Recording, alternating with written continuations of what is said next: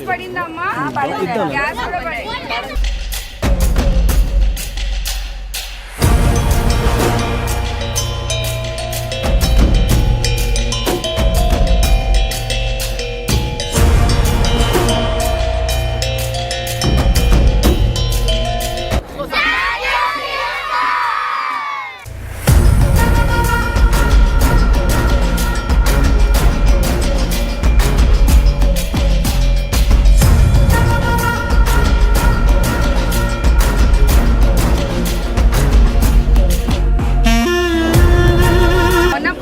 కూడా బాగా ఇస్తా ఉన్నారు.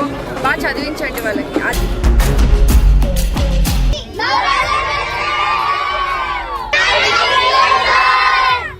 ఇప్పుడు మనం ఎందుకు థ్యాంక్ యూ చెప్పాం తెలుసా?